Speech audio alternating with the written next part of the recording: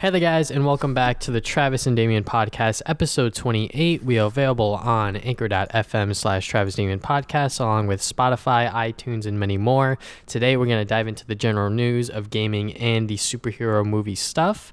Then we're going to get into our recent activities. Then we have two separate topics from each of the superhero and gaming things.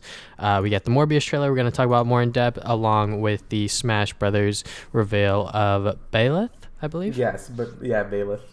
Okay. Or Byleth. Is it Byleth or Byleth? I think it's Byleth. I'm not too sure. All right. So first piece of news that the PlayStation 5 logo was revealed, and everyone lost their shits for some reason. I don't know why, but it pretty much looks like how I expected it. Yeah, basically how you would think it would look like. You know, it just looks like the PS4, but they slapped a 5 on there. So. Mm-hmm.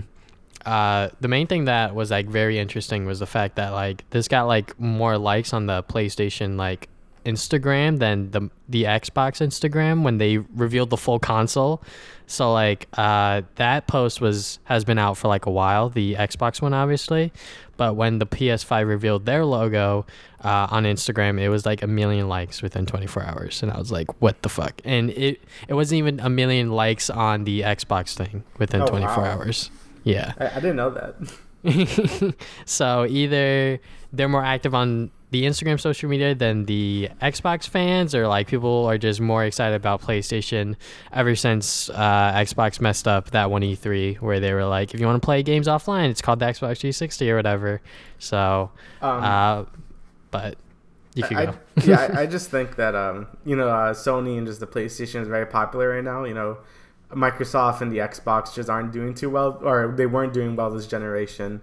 So, you know, it makes more sense that people are more hyped for the PS5 than the Xbox or the new Xbox coming out, because, you know, the PS4 like had so many good games and stuff like that, you know, I think they just have better like goodwill towards the customers right now. So that's probably why people are more hyped for it, even though they really they haven't shown anything about the PS5 yet.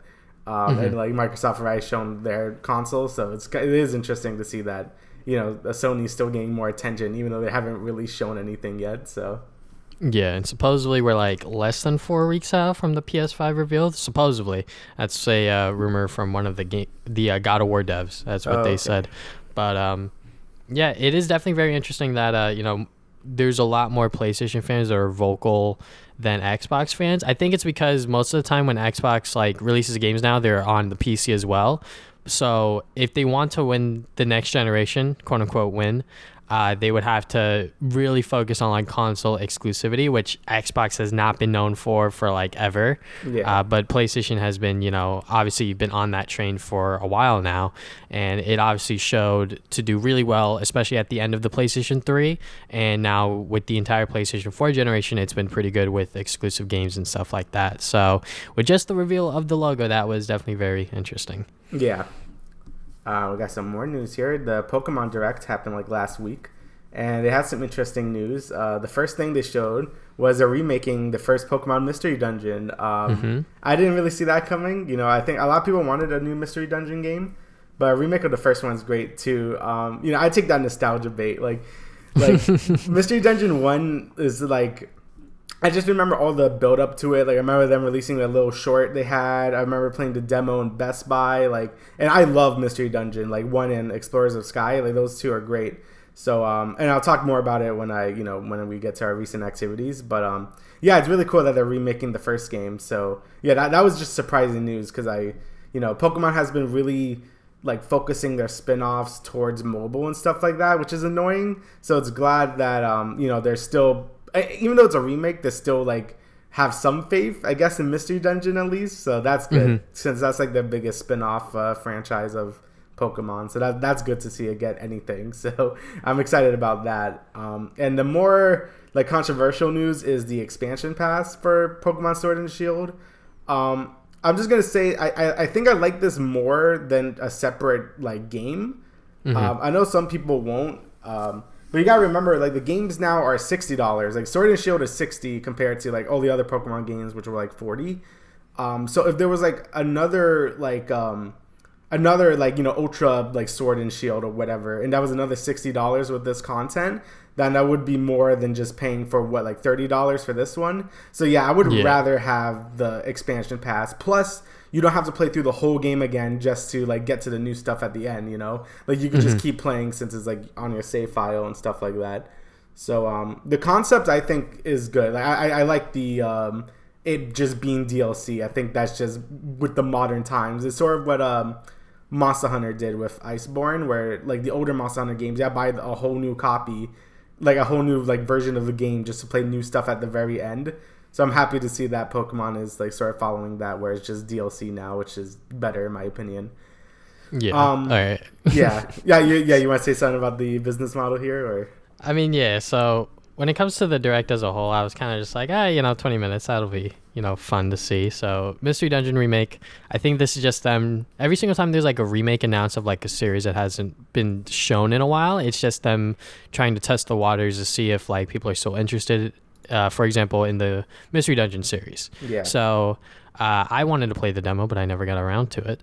But I have played one Mystery Dungeon game, Explorers of Sky, on the DS, which is like, supposedly it's the best one and also the most expensive one if you check on eBay. Yeah, game's super expensive. People want it. But, it is nice that they are, still paying attention to the spin-offs because Pokemon is such a big franchise.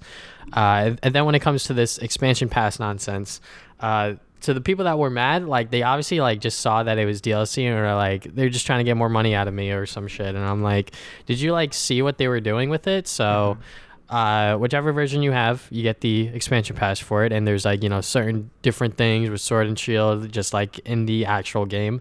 And then on top of that, the expansion pass is $30 and you get the first part in June and then you get the second part in fall. So like obviously like this works out because now you don't have to buy like the crystal version or the platinum version just so you could play these extra parts. So that's good. And on top of that, it is just same thing where you have your same team. You don't got to go through the whole game again, like you said.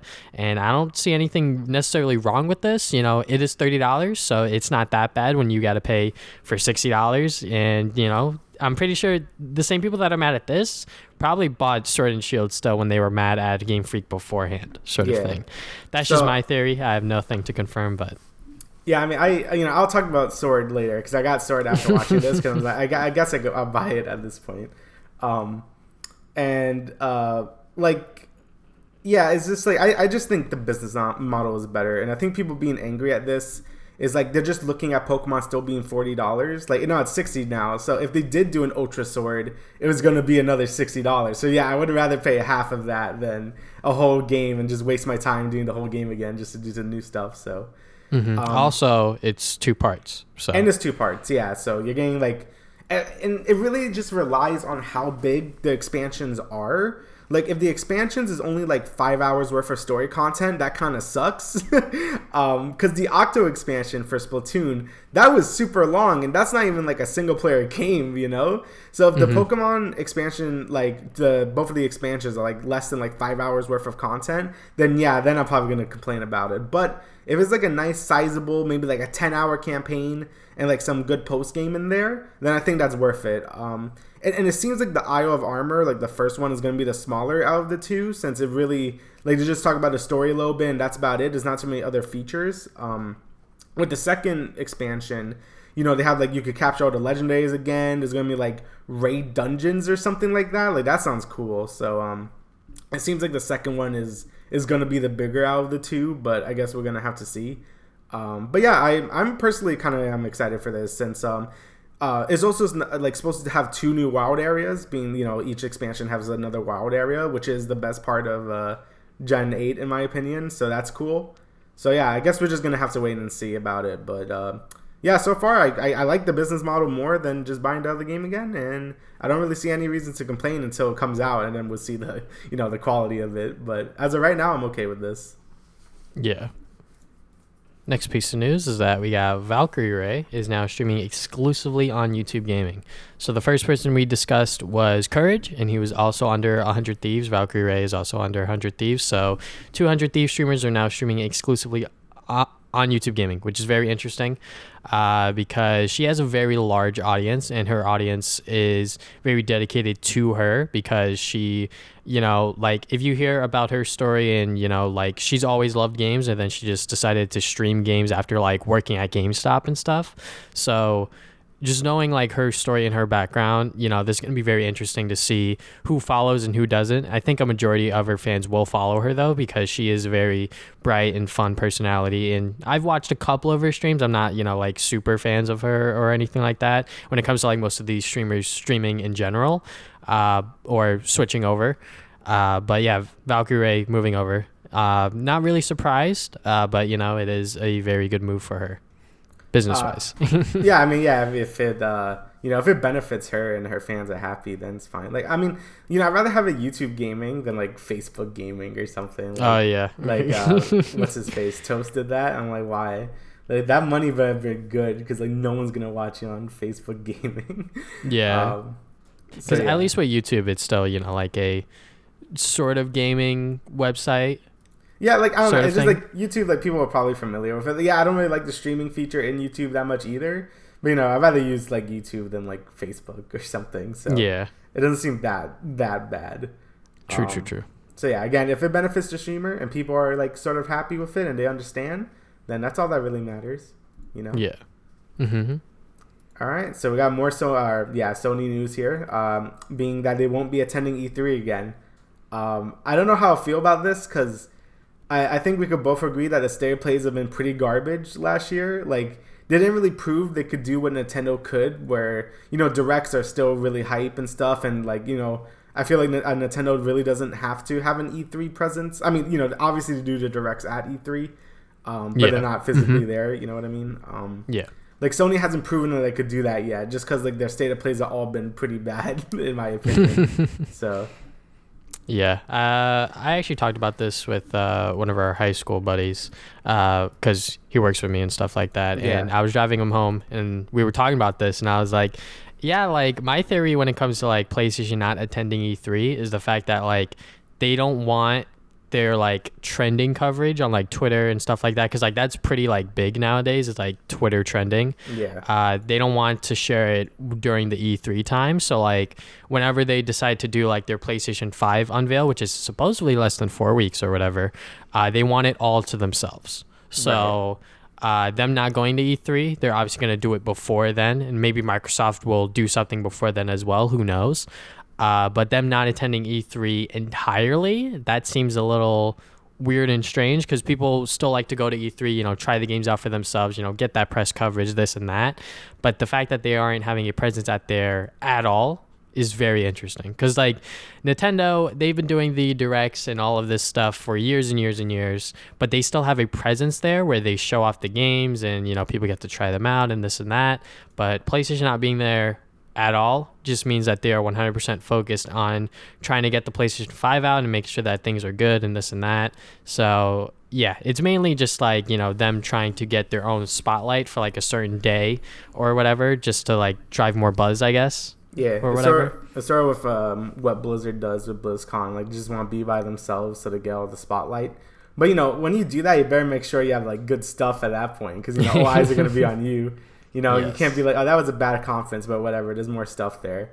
With this is like, oh man, you better make sure, because you know what happens when a direct is bad. Everyone's like, oh, it's like, so yeah. So like, Sony better make sure that their like state of plays get better at this point, because again, I'm still not really a believer in this, and I feel like they kind of still need E3, but I don't know. We'll see what happens in the future. I need to be convinced more before I'm like fully on board with them just ditching E3 in general. So yeah, and with people saying E3 is dying, like I don't know if I agree with that, since Microsoft and Nintendo are still like they have a presence there.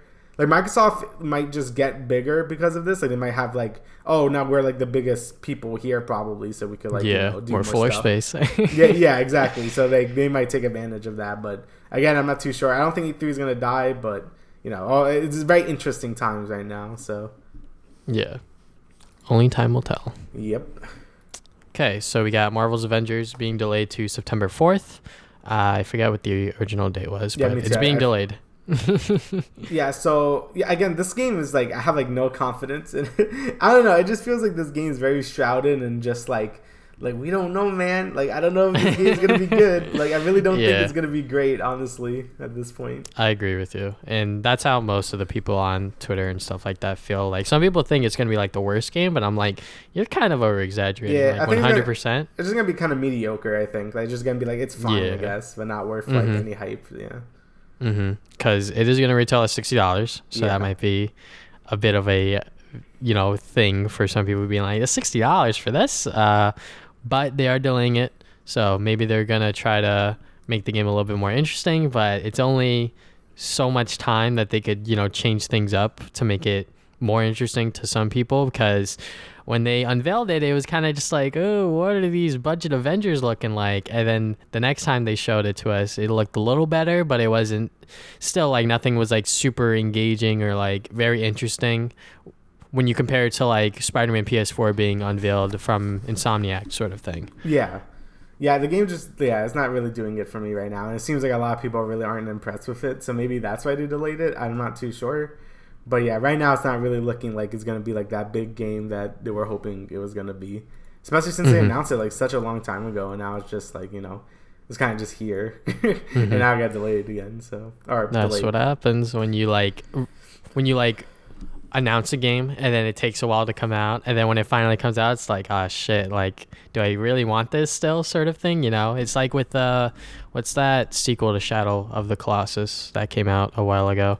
Last Guardian, right? Yes, The Last Guardian. That game took so long to come out, and then when it finally came out, it was like, oh, okay, it's more of like this, but it's prettier, and the game's kind of buggy, I think. I'm not sure, but anyways, that's off topic. Let's talk about this next delay, which I think you're just slightly sad about. Yeah, so we got another delay. This is all delays right now. So Final Fantasy VII Remake has been delayed to April 10th, so it's only like a month, really.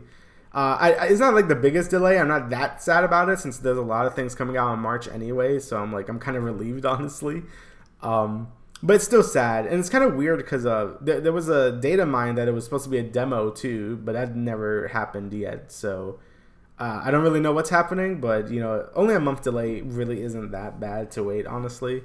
I think the game still looks pretty good. Again, I don't really know, because this remake is also going to be weird, since there's the first 4 hours of the game is just going to be a 30-hour game. I don't know how that's going to work, but still, I'm still excited to play it. And again, it's always sad to see a delay, but again, it's not too long of a delay. Not like the next game over here.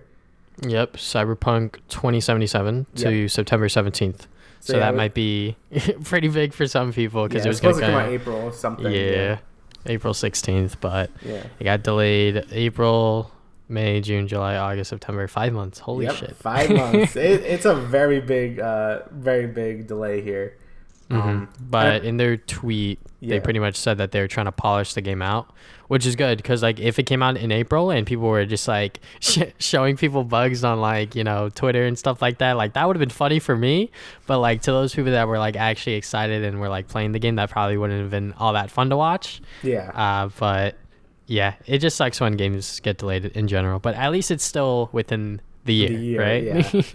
At least it's still in the year. If it got delayed to next year, that would have really sucked, but 5 months is still a very long time, but it's better that it's still coming out this year. I don't mind delays like the Final Fantasy one when it's only like a month. That's like whatever. But yeah, the Cyberpunk one, that has to hurt people who are really looking forward to that game. So, but extra polish is always nice. For them taking their time to make the game better. That's good. So, rush out your games. Goddamn, that would have been a hell of a mess if they just dropped it and then like there's just a billion things wrong with it. So it's like with Watch Dogs, like when Watch Dogs came out and then it was like, yo, there's like bugs and it doesn't look like how it did during E3 and this and that. Like that one Assassin's Creed game, I'm forgetting, Unity, I think it was, I forget, where you could see inside people's faces. Yeah, and they were just like pumping those games up, but we'll move on. All right, so we got the most important news here. Ninja has his own Fortnite skin. Holy moly. I feel like it's kind of cool. Yeah, I mean, it looks like Ninja, so but Ninja's been like the face of gaming for like the past, what is it, like maybe even year now? I don't even know. It's been like a year and a half, I think. Yeah, so however long Ninja's been in like the general public's eyes, like he's been the face of gaming in general. And it's mainly because, he was at the right place at the right time when it came to like bringing Fortnite into the main front of general media.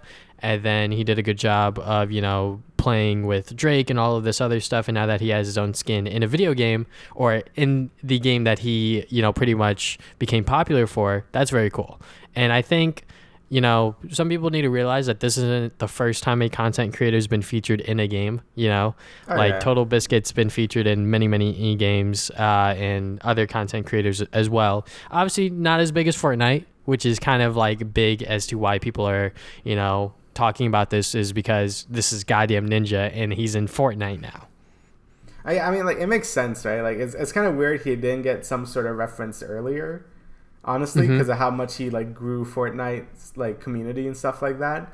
So it's cool that Epic has decided to give him recognition by giving him his own skin, because I do think he kind of deserves it for, bringing Fortnite to this to that level of like almost everyone knew about it at some point. So yeah, he definitely helped promote the game into where it is now, without a doubt. So, and he became a millionaire in the process. So it's a win-win for everyone. All right, so now we're going to get into the superhero news. First up, New Mutants trailer. So the New Mutants hasn't gotten a trailer since like 2017 or something like that. Yeah, because I remember seeing this like a while ago. I'm like, is that out yet? I'm like, oh yeah, it's the creepy one. Yeah, I remember. It's been in development hell for a very, very long time, but it's finally going to come out this April 3rd.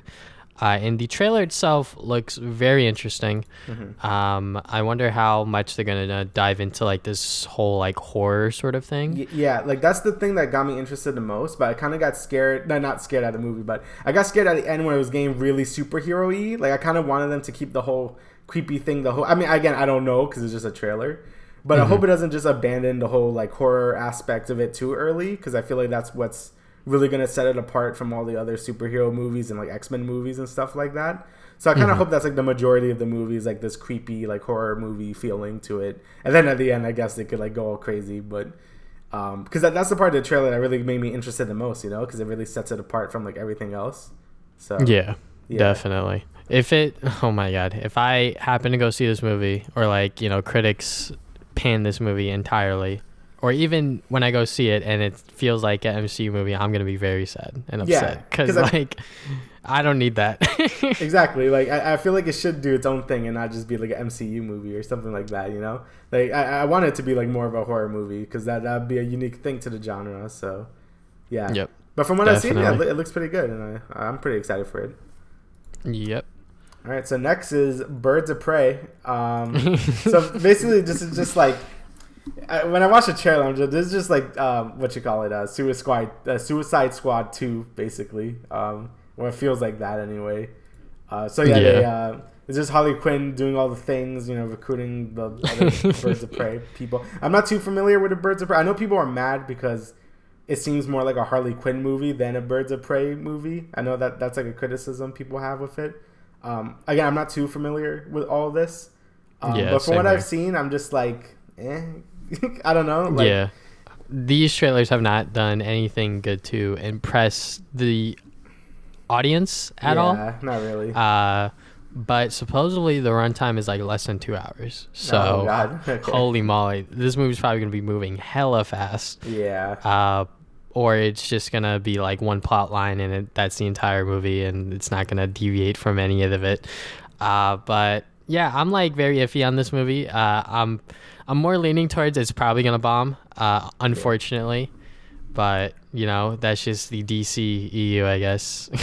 Yeah, that's like, I don't know. I feel like sometimes we get some really good things like Shazam and Joker, and then we get things like this in Suicide Squad, and I'm just like, whatever. Like, at least they killed what's his face, the other guy's Joker. He's dead. Oh, Jared Leto. Yeah. I guess, yeah. So yeah, no one really wanted him anymore. But yeah, basically the trailer just feels very Suicide Squad-y. And again, I'm not even the person that really hated that movie that much. Like I watched it and just thought it was just like and this movie kind of just looks like too. So yeah. All right, but Doctor Strange 2 lost its director. He's staying on as executive producer, I believe. So Scott Derrickson So the whole time, people were memeing this on Twitter, which I found to be hilarious. It was like, yo, this is gonna be like kind of horror, and then like Kevin Feige will like do interviews, and he's like, that's not what the movie's actually gonna be. So he left because of creative differences, obviously, because that's what happens with most directors. They just leave because of creative differences, and now they're on the hunt for a new director. And it looks like Doctor Strange 2 is not going to be as horror element as Scott Derrickson wanted it to be. And mind you, this guy has directed horror movies before. The Sinister, The Exorcist, like, this guy knows how to direct horror. And he directed the first Doctor Strange. So the fact that in the second one they were going to dive into that sort of like element and make, you know, kind of like weird MCU movies, which I think they should do, because the Infinity Saga is over and there's nothing to really lose here, honestly, because, you know, it's still going to be Marvel and superhero movies, and they're still going to be good, sort of, hopefully. Right. Like, yeah, I mean, again, I would like more unique, like, you know, superhero movies, because, you know, after Infinity War, I think it's time to, like, you know, sort of like branch out and do weird things, because I like it when they do that. You know, sometimes it might not hit, but sometimes it might, you know, you never know. So it's kind of sad that, you know, there's been like such big creative differences on what this movie is supposed to be. Because again, the horror element, like I was talking about the New Mutants, you know, that's a cool twist to the whole superhero thing. So like I would have liked it if they went more like, not even like full on horror, but maybe like psychological horror. I don't know, maybe they could do some weird stuff. Yeah, that would have been cool to see. That definitely sucks, because Jesus Christ, just seeing like the news headlines of like it changing over time. It's like, yeah, this is gonna have slight horror elements, and then Kevin Feige is like, never mind, and then it just ends with losing director. I'm like, yep, that's pretty much it. So yeah, that kind of sucks, but you know, if it was really like they just couldn't work it out, then you know that's just how it is. You know. Okay, so this next one's a rumor, but I'm gonna let you. Yeah. So I was seeing it. So apparently, like there was a lot of like I guess miscommunication here. So there's been some confusion whether the Disney Plus Hawkeye show. Oh wait, this article is fucking dead. Oh, is it? I clicked it. I could see it. Oh. Wait, is it dead now? Yeah, I could see it. Oh, nah. It was dead on my end for some reason. Okay. Right. Anyways, you go. All right, so yeah, apparently there's like, you know, like some rumors about it. Like, you know, there's some issues with Hawkeye's life and stuff like that, and scheduling issues and all that stuff. But apparently that's not true, maybe. And now they're just saying, Disney's just saying like it's not probably going to meet its like July 2020 production like start date, I guess. So it's still gonna happen, but like, yeah, it's just like there was a lot of like speculation and rumor if it was gonna get delayed or just like canceled, I guess. There's a lot of weird things going on right now, and I mean, hopefully, like the other like Disney Marvel shows are like good to go, because you know, after the Mandalorian is like a lot of people are just unsubscribing to Disney Plus because it does like nothing on it if you don't want to just binge old Disney stuff. Yeah, so I feel I like haven't Disney, used it in a while. yeah, like I feel like Disney really has to like, you know, pull it together here and like really make sure their shows are airing like on time and stuff like that, because you know this service really requires you to have like original shows, and The Mandalorian was like the really only big show. And I think I mentioned this, you know, like a lot of times before when talking about Disney Plus, but I think only launching with one show was kind of a mistake. They should have had like another one, right, like, you know, a Marvel show like ready to go already, you know, just to keep people from unsubscribing. Sort of have like that a like train of just like shows, like, all right, after The Mandalorian, if you're interested in Marvel stuff, we got this one, and then after that we got this one, because they got the High School Musical show, but that's like two completely different audiences sort of thing. So like I feel like Star Wars fans and like Marvel fans have like a lot more overlap than that, so yeah, that would have been smart of them to do that. So yeah, hopefully they get this all figured out, because, you know, even though I'm not the biggest fan of Hawkeye, I think a show format might actually work pretty well with him. While, you know, all the other superheroes outshadowing him, you know what I mean? So yeah, I think a show definitely works better for Hawkeye instead of like a movie. And then trying to transition from Hawkeye to Kate Bishop as the new Hawkeye is going to be very interesting. And they still want Haley Steinfeld, but there's scheduling issues with her because she has like this Apple TV show Dickerson, I believe. So there's like scheduling with that, and like they like this is just one big mess that I don't think Marvel really anticipated. So hopefully they get this, rolling, because I would hate to see the show get canceled like completely. Yeah. Because I think the torch does need to get passed from Hawkeye to a new one as Kate Bishop, because I think that's just like the natural transition now at this point for the MCU, because it did happen in the comics and stuff like that. So I think at this point it just needs to happen, but as to when or if it's going to happen now is kind of up in the air. Right. All right, so now we got our recent activities. I will go first because I will lightning round my stuff real quick. Go ahead. So TFT, a game's still fun. They nerfed what's it called? Blendering, which is like What? Blade Master Nocturne and like all of this other BS, but I think some people still do it. I'm not entirely sure, but I've just been playing it for fun until the new season started, which it did, and I've been playing a lot of League. I think season 10 is still a mess because they didn't do a soft reset of the MMR like at all. Right. So like to those people that like are still bad but they're in high elo are still there, which is why a lot of people have like negative win rates, which is really funny. Including myself. I think I have like a 48% win rate right now, but like I'm playing well in like most of my games. Right. Even when I lose, I'm just like, all right, either something went wrong here or this and that. So, but it is what it is. Riot Games, the client's still dog shit. Like people will, people love memeing it, but like it's honestly so bad because the more games you play, the more buggy the client gets. So like some people just like, all right, shit, I gotta like close the client and like reopen it, which is like really bad, and it's really dumb of me, or like dumb of Riot, I should say, not dumb of me. What the fuck? Yeah. Dumb Nice, of Riot to like just like have this game that's like probably the most popular in terms of like PC gaming, and them to make it like the client just this bad, and they have like so many resources and like so much money to like fix it, but they just don't. It's just really weird, and like that's just how Riot Games operates, I guess. But I'm not gonna rant on that for too long. But season 10's not looking so hot right now. But I feel like that's every season you say this. Well, last season they messed it up because the MMR early on was inflated, and then they adjusted it, but they didn't do any reset. And now a whole new season, they didn't do any reset at all, other than your general rank. Right. So like the hidden MMR thing is still messed up, but whatever. Pokemon Puzzle League.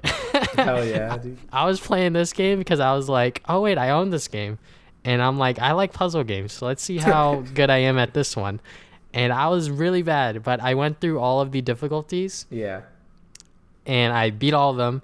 The hardest difficulty is really goddamn hard. Like I feel like the computer's cheating, but I can't check because like I'm trying to beat the computer, but I guess sometimes the computer just kills themselves, so I guess I win. Hell yeah. But yeah, that game was pretty fun to play through like all three of the difficulties and just have fun with it. And then I played Ninja Turtles in Time on the SNES, because why not? And then I also played Hyperzone Heist, which is pretty much that's pretty much Turtles in Time, but for the Genesis. And like they switch levels around and do certain things differently. But I played that because I bought that a while ago, but I didn't have a working Sega Genesis controller, and I bought one a while ago as well. And I was just like, all right, screw it. Let me like finally, play this game. And it's still fun, like if you've played any of like the Ninja Turtles, like beat 'em up games, it's pretty much just that. And it's really dope. Spider-Man Shattered Dimensions, I recently repurchased it on the PlayStation 3 because I was like, I don't want it on the Xbox, I want it on the PlayStation. So I recently found a copy and I bought it, and I've been playing it a little bit. I've only got past like the first 2 levels or something like that, so I'm still trying to get familiar with the game again. But I really like that concept of just like the 4 different Spider-Men, and like the story and the gameplay being different for all of them as well was very, very, very cool. And I wish we would get another Spider-Man game like that, because like it is like a trend after Spider-Man 2 that it was like, all right, Spider-Man has to be open world, which like doesn't have to be like that, because obviously Shattered Dimension worked as like, a level to level sort of thing, which is also the same way the original like Spider-Man game on like the PS1 and N64 worked. So maybe one day we'll get a Spider-Man game like that. I don't know. I don't think so, because it looks like Insomniac Games is doing well with the Spider-Man license with the whole open world thing, but that's where I'm gonna end mine. I agree with that too, honestly. Like, I would like to see another like beat 'em up like level to level, because exploring New York is always great, but I love Shattered Dimensions because you see like like the jungle like for Craven, and then like all this other crap, like you see a lot of cool different scenery that isn't New York, and it's just great to see, and like all this crazy stuff. So yeah, I love Shattered Dimensions. It's great, and I wish we got like I know we had a proper sequel. Yeah, a proper sequel to it, not the the 2040 whatever Spider-Man one. So Edge of Time. Yeah, Edge of Time. Unfortunate. Yeah. All right, so I got a big boy here. I got Pokemon Sword. So I played Pokemon Sword. I bought it after the Direct. I'm gonna keep this a little brief. I could say a lot of things about Pokemon, but I'm gonna keep this a little brief. So I guess just my general thought. I actually just beat this like an hour ago. So like holy shit. So yeah. So yeah, my general thoughts is it's okay. Like that's basically like the bottom line of what I think about this game. I don't think it's the worst generation. I still think X and Y is probably the worst one. But it's not the best. Like it's fun, but it's not the best. So I'm gonna go over the pros right here. Basically the pros is the wild area, right? The wild area is really good. It's just this big open part of the map, right in the middle of the Galar region. And you could just run around and do like raid battles and stuff, collect different Pokemon. It's great. It's kind of what I wanted the whole game to be. Just like you can move your camera, like like the 21st century. Like every game you could do that instead of having like linear routes again. But it's only like not a low part of the game, but it's not as big as a part of the game that I want it to be. But the wild area is still a lot of fun, and that's why I'm excited. The expansion pack seems to be focusing on that more than just the routes that Pokemon usually has, because that is one of the weaker parts about this game is the routes. There's only like 10 of them, and they're like super linear. Like I know Pokemon routes have always been really linear, but these are literally just straight lines. Like they are very very linear in this game. And there's like no dungeons in this game either. Like there's no like team hideout that you have to do. There's no like giant like victory road you have to do. There's nothing like that. There's like 2 caves, and again they're just straight lines. So yeah, that's pretty bad. Like the wild area, like I would say this game was probably worse than X and Y, but the wild area does save the game from that. Again, another pro is I do like the region a lot, like just visually.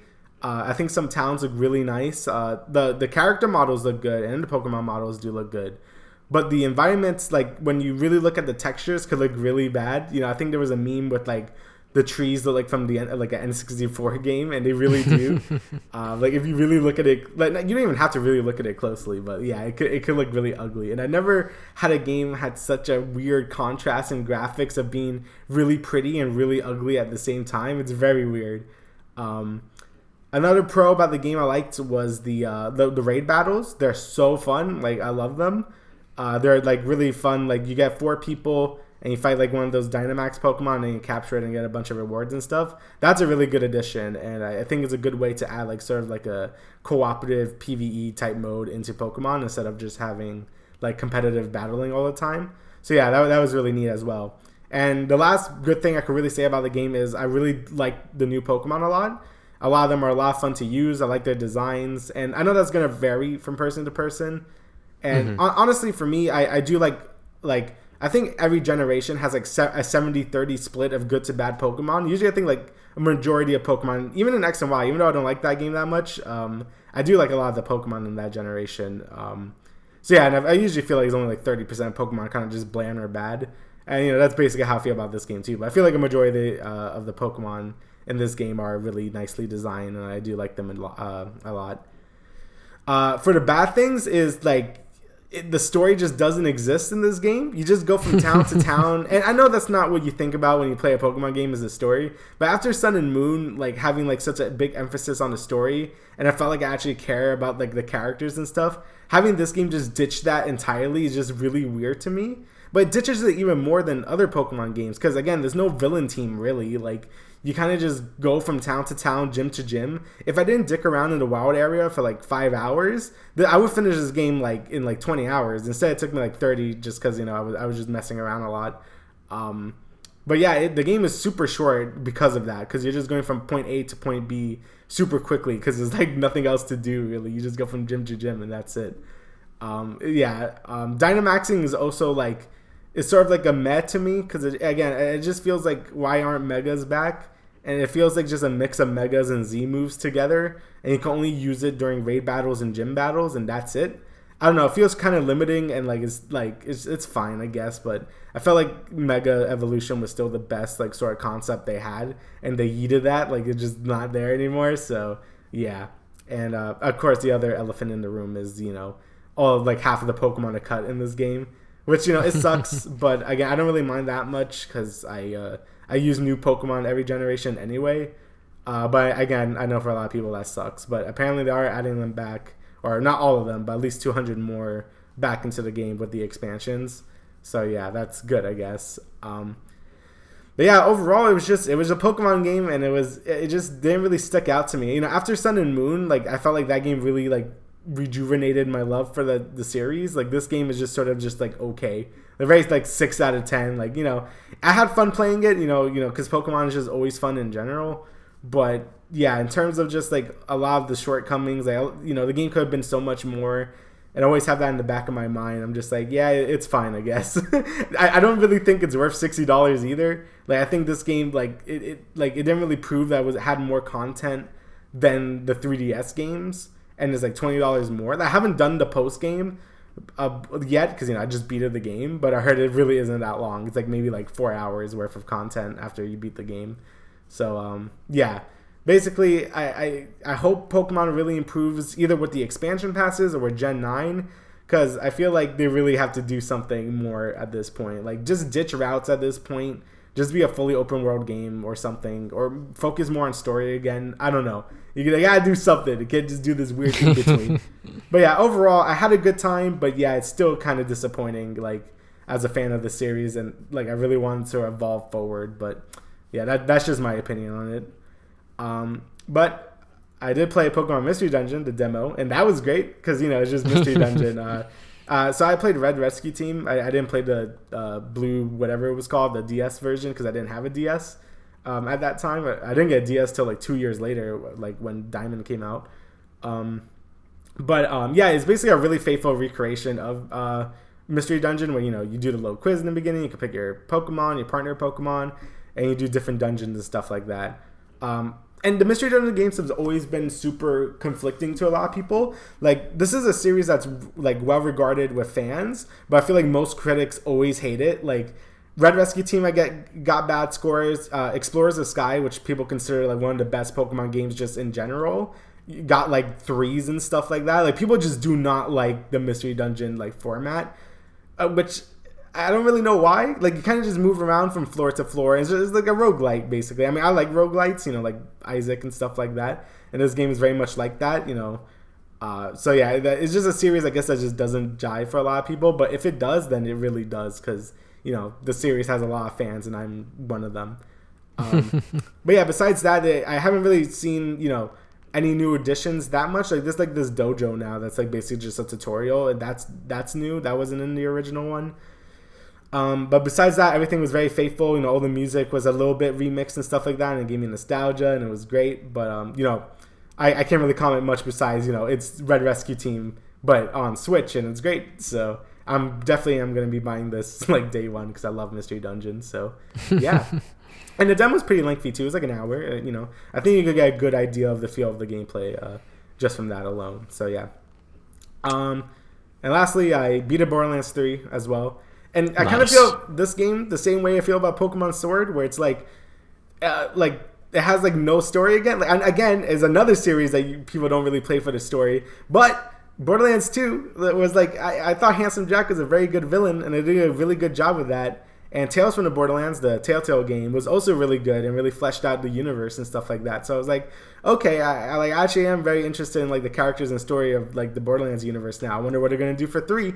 and it was all over the place. Like I feel like the game didn't know what to focus on. Like there was like 4 different like plot lines that didn't go anywhere, and like it just ended like a wet fart. Like the final boss just dies and that's it, you win. I'm like, okay, I guess. Like yeah, it's very weird. Like apparently the game had 4 writers for some reason. Like you could really tell because again, it feels like the game wanted to do like 40 different things, but it didn't do any of them well. It's story wise, gameplay wise, the game is amazing. It's the best Borderlands game by far in terms of gameplay. And if that's all you care about, and I know a lot of people that's the only thing that people care about with this series, then yeah, I think the game is great and you should just buy it because the gameplay is so good. But in terms of story, and I know no one really cares, but for me, it left me very disappointed because I'm just like, I don't know what happened here. But yeah, and it's just like retcon things for no reason. I don't know, man. It was really like janky and weird. But yeah, if all you care about the gunplay, and I mentioned this in the past podcast, yeah, it's fantastic and you should get it and it's great. But if you actually care about the story and stuff, then just ignore it because honestly, it's not worth it paying attention to it. But yeah, that's it. That's all I've been playing. All right, so let's get this first trailer, and then we'll talk about the Smash Direct or whatever. So Morbius, that trailer dropped kind of out of nowhere. Yeah. Before it released, there was actually like some leaks about like Jared Leto and like that whole like poster with Murderer on there with the PS4 Sam Raimi skin on there. Right. That leaked, and like people were like, "Yo, that shit's fake," and I'm like, what? Like there's no way that like someone would do like this elaborate fake with like Jared Leto and then like do that poster and all of this other stuff. So like I didn't believe that it was fake. I was just like, we'll see when the trailer drops, I guess. And then when the trailer did drop, it was like, oh shit, this is in the trailer. So my overall thoughts on the trailer is that by the end of it, I was like, all right, I'm actually kind of excited for this Morbius movie. I don't know about you, Davian. I mean, I am too. I mean, like now with the weird connections to the MCU, like, you know, because Vulture is at the end, or maybe he is. I don't know. Is it Vulture? Like, is it just supposedly it is the Vulture? Like, okay, but nothing's like just, like, confirmed. I don't think, but. Yeah, like I guess now it's like, are they gonna mix things together? Was this in the contract? Are they gonna like mix their weird Sony verse with like the MCU? Like it's so weird. So, here's my theory. When they were first doing this whole like Sony verse and MCU thing, they were gonna try to keep it completely separate. Right. But when they were doing the renegotiations this past year to like keep Spider-Man in the MCU, Sony was like, all right, but like, can we get like Tom Holland in some of our movies so he could like make more money or some shit? You know, like that's probably like what they were thinking. They were like, all right, if we could actually get Spider-Man in our Spider-Man villain movies, this shit will like boom, billions of dollars sort of thing. So now that they're connecting everything together, that's going to be very interesting because I don't think that was in the plans at first. Because when they made the Venom movie, it was like, all right, he's in San Francisco, which is why you don't have Spider-Man in here. So that kind of made sense. But it also now all ties back together with like now the symbiote in the MCU comes from like a alien planet and this and that, which has been done in the comics before. Yeah. But, you know, like my personal favorite is just when, you know, it was Eddie Brock's dad and Peter's dad that created it or whatever to like cure cancer. Yeah, but cure cancer. Obviously that shit didn't work out. But going back to the trailer, I don't know. It like...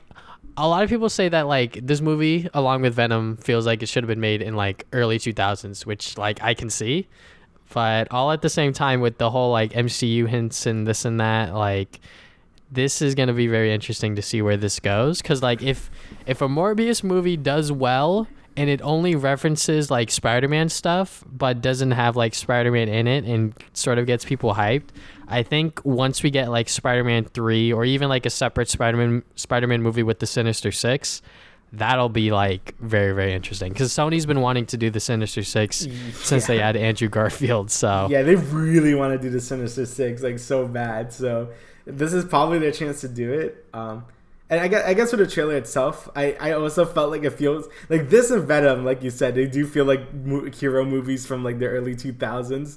And the only reason I'm kind of excited for it is the weird MCU connections. Like, I don't know what they're going to do at this point, but I guess like I'm going to have to watch it now. You know what I mean? So yeah, like, when I watched Venom, I was like, this shit's never going to be in the MCU, but I'm watching it because it's Venom, and my brother wanted to see it. And you know what? At some point, I was probably going to sit down and watch it, but at the end of it, I was like, damn, son, that was a dumbass movie, but whatever, moving on. But, this whole thing with the Sinister Six, some people, or this guy on Twitter proposed that it could be the Vulture, Shocker, Scorpion, Mysterio, Morbius, and Venom, which... That's a pretty good Sinister Six lineup. Obviously, it's not like, with Doc Ock or Green Goblin or anything like that. Yeah. But just like with the MCU Spider-Man as a whole, none of it was like completely planned out. They kind of just threw him into Civil War because they were like, all right, we have Spider-Man now, just throw him in there. Now that they, are able to like connect things together, I think if they were to do Spider-Man 3, Sinister Six, now that Spider-Man's like on the run and this and that, like that would be very interesting, and that would be a great Spider-Man 3, honestly, if they just did the whole Sinister Six approach. But that's just something that I would like to see. And then like this lineup as the Sinister Six would also just be very interesting in general. Yeah, and I agree with that. And again, I feel like the most interesting thing about this trailer is just all this weird stuff that's happening, because no one really knows what's happening anymore. So, like, Spider-Man has always been in such a limbo, so it's like it's gonna be interesting to see what happens now with like just Spider-Man and like just like all these villains now. Like, if this Venom is canon to the MCU, like that's crazy. So yeah, it's gonna be wild times, I'm telling you. So now all of those people that like go out and see like every single superhero, like every single Marvel movie because they think it's connected to the MCU, now it actually does connect to the MCU because they saw Venom. Like, all right, like this is definitely going to be very interesting, and I'm very excited just because of that. Because like before this trailer and the leaks came out with like the Spider-Man connections, no one was excited for this movie, like at all. No one. But now it's like, yo, this shit could be kind of cool. So yeah, and again, that's the only reason I'm excited, because just like with Venom, I saw that trailer and just looks like garbage. I'm not gonna watch it. There's no reason to. But now that they're doing this, I'm like, well, I guess I have to watch it. So they got me. Yep. All right, so now let's move on to the Smash Direct. Which, all right, so leading up to this, it was like, all right, guys, it's the 5th character, the pose Sakurai's doing. He's holding a 3. Devil May Cry 3 is coming to the Switch. It could be Dante. People were connecting it in other weird ways and this and that. What Kingdom Hearts 3 came out, it could be Sora, all of this other stuff. But when you watch the Direct and when it's finally revealed to be Byleth? I was going to say Byleth. Byleth? Yeah. Byleth? Okay. So when it's revealed to be this character, obviously everyone was just like, shit. Yeah. All right, so all right, before we get into any of the controversy and all that, I'm just gonna give my thoughts of it.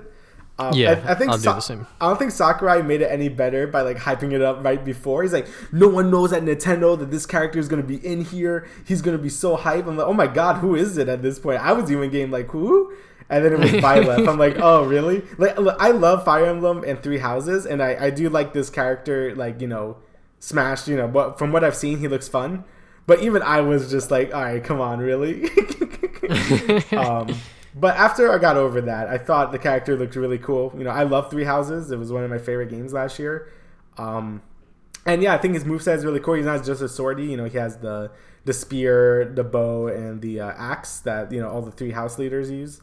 He has no really weird mechanics, though. Like, he's not like Joker or a Hero would have like super weird mechanics. Like, he seems like a pretty simple character with like different weapons and stuff like that. So yeah, I think he looks like a lot of fun. I love the music of Three Houses, so it's great to have music from that, and I think the stage looks cool as well. So yeah, I'm pretty happy with the character. So what do you think about it anyway?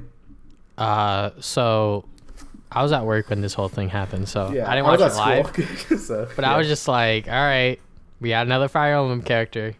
That's fine by me. I mean, as the last DLC character, and the fact that Sakurai was hyping it up and then he just trolled the entire internet, that's just Sakurai, But the fact that he was like, yo, like, not even Nintendo knows. It's probably because it's a Nintendo character, so he could get away with working on this character without them knowing, you're probably sort of right. thing. Yeah. Like, imagine if he did Banjo and then they weren't able to work it out legally, and then it's like, oh shit, I wasted all this time and now I'm fucked. Yeah. So, but Byleth being in the game, I think was gonna happen eventually because they had Corrin as DLC in Smash Wii U. And Robin. But at least with Corrin, when they announced it, they also announced Bayonetta. So people kind of just forgot about Corrin. It was like, oh shit, bro, Bayonetta's gonna be in the game. Because like when it comes to Smash Brothers, a lot of people just expect the DLC to be third party, which was never stated. It was never sort of like, you know, said that like, yeah, this DLC is only for third party characters. Because if that were the case, that means you can't get your goddamn Waluigi. All right, all of those people that want him in the game, I'm not opposed to it. I'm just saying, so all those people that really want him in the game, if that were the case, he can't be in the game as DLC. But that possibility is still there. And you know what? Hopefully in Volume 2, he does become a character, because that would be very cool. But going back on topic, you know, like, it's okay to be upset because there are now, like, was it 8 Fire Emblem characters, which takes up 9% of the roster, which... you know, depending on how you look at it, it's fine in my book because, like, obviously, like, Mario and all of his other characters, Pokemon. So, like, and also there's 88 fighters in total in the game. Like, there's a lot of characters to pick and choose from. And obviously, everyone wants third-party characters when it comes to DLC, which is fine. But when they sometimes throw in these first-party characters, you know, Nintendo-based characters into the DLC, I think we should just, you know, accept it and just move on because we're going to get 6 more fighters soon. Now, obviously, during Volume 2, if he states that this is the last volume pack, and the last character they revealed to be is, like, I don't know, some character that no one really wanted. Yeah, like, that would be kind of fucked up. But... the fact that this is just Volume 1 and we're getting Volume 2, I think everyone should just calm down and just remember that, like, most Nintendo fans just, like, they set themselves up, like, on this really high, like, expectation thing, and then they just disappoint themselves every single time when it comes to a Direct, a Smash Direct, or whatever it may be, because they just have, like, these fantasies and these, like, dreams that they want to achieve. And, like, I'll even, like, post this tweet and I'll just read this out because, like, someone... legit said this on Twitter. We were promised characters from original franchises for the first DLC 5-pack or whatever. Turns out that was a lie. It could have been anyone, but they added yet another Fire Emblem character. And now, when it comes to Twitter, to anyone that doesn't know, if you get more likes, you win the argument. So, the next reply was like, that was never promised. The only thing that was promised was that Nintendo picked the DLC characters. Sakurai said last minute that on Twitter, the Fighter 5... Byleth was not predetermined. So that one has less likes, but I think it's just because some people just don't want to, you know, get into like this whole like argument or whatever. But like I said, people just have like these set expectations or like these fantasies or whatever, and they just tear themselves down and like they just make these narratives up too, and that's just how the internet works. And I'm just gonna stop my rant for a bit and let you talk. No, it's true though. Like, yeah, like everyone was just so mad. Like, I feel like Nintendo fans have to be probably the most entitled when it comes to this type of stuff. But not just with Smash, but just with like Directs in general. Like, they don't get exactly what they want, they like throw like a hissy fit all the time. Like, it like always happens. Like, man, where's Pikmin 4? Like, you know, always, or like all this stuff. Like, they're so like entitled about what has to get like made like right now. And I feel like Nintendo has even been pressured to do that. Like, for the past few games, like Metroid Prime 4, Animal Crossing, New Horizons, and Breath of the Wild 2, they just showed it, and then that's it. Like, I feel like Nintendo haven't really done that before, but I felt like they're like, okay, we gotta show them something, or else they're gonna get mad. So they started just showing, like, here's like a splash screen of something, so you guys will shut up. Like, I feel like that's how they started doing that. And then, you know, you eventually get delays and stuff like Metroid Prime 4 and like stuff like that. It's because, you know, they revealed it too early, but I feel like they did that just so they could make the fans happy. And I feel like it really shouldn't be that way. But I feel like they already know that Nintendo fans are like crazy. So, but more for in Smash, I guess, like, I get why people are angry. Like, I know like Fire Emblem has a lot of characters, and like it doesn't help that like most of them are like Marth clones. Like, you know, like Marth, Roy, Lucina, Chrom, like are all basically the same. But Robin, Corrin, and now Byleth, like, they all look like, they're all unique characters. Like, they play nothing like those characters. So, like, I'm personally am, like, excited for it because the past 3 Fire Emblem characters have been unique characters. And I know they all look like, anime swordsmen, but, they play differently and stuff like that. And I think that's fair. And, I think this DLC pack in general just had a lot of things. It had, Joker, Hero, Banjo, Terry, and now Byleth. Like, I feel like there was something for everyone in this one. And I like a majority, like, I wasn't the biggest fan of Terry, but I didn't throw, like a hissy fit.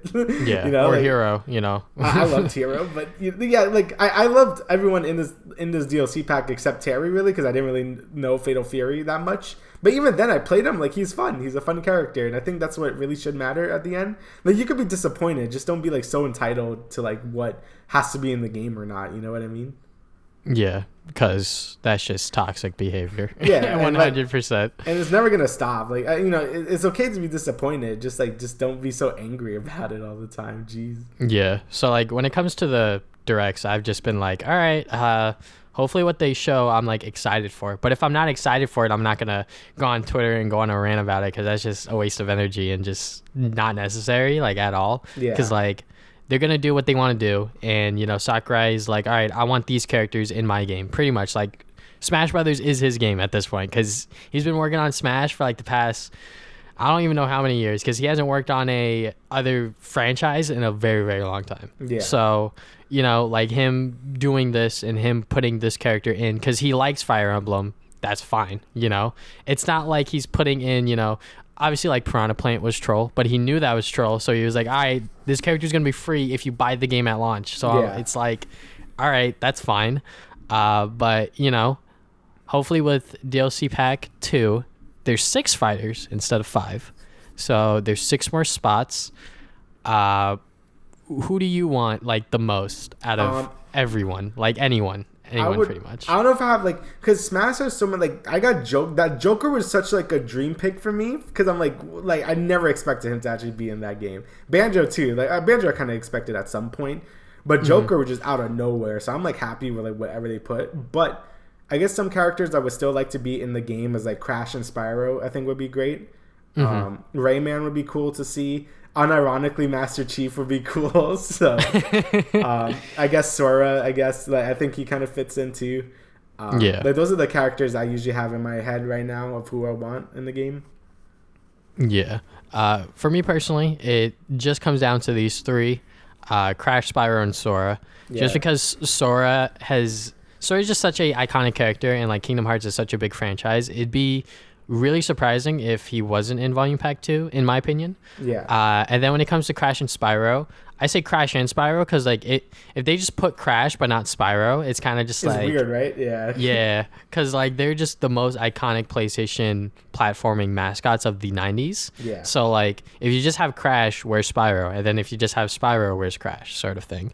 So, but yeah, Byleth, he's in the game, guys. There's nothing else you could really do about it. You already bought the Fighters Pass. You're probably going to buy Fighters Pass too. Like, being mad about Byleth being in the game is sort of just, like, wasted energy, and it's not really worth it because Fire Emblem is a really, really big franchise, despite what you may think. Because, like, yeah.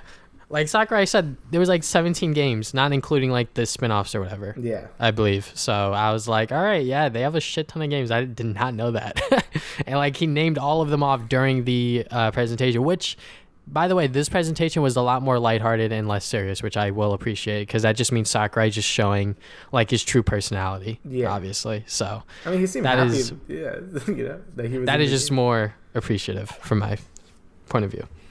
Yeah, he's just, I don't know, he just seemed happy that, this character is in the game, and I am too. Again, I love 3 Houses, and I'm happy he's in. Like, me watching this made me want to play 3 Houses, like, again, so, like, I guess that worked as an advertisement. Also, I think he spoiled the game, and then he continued to not, he spoiled it, and then he continued to not spoil it later, and I was like, bro, you just spoiled the game for me, but I'm not gonna be mad about it. He spoiled the game, like, 3 times. Like, he dropped a lot of, like, spoilers. I'm like, damn, dude. I won't say it because, I know you I'm not going to say it either, but I'm just like, damn, that really happens later in the game? That's crazy, but... Yeah, he spoiled, like a lot of things. But is there anything else you would like to add, good stuff? No, I think that's it. All right. So thank you guys for listening to the Travis and Damian Podcast, episode 28. We will see you guys 2 weeks from now with another episode. Later.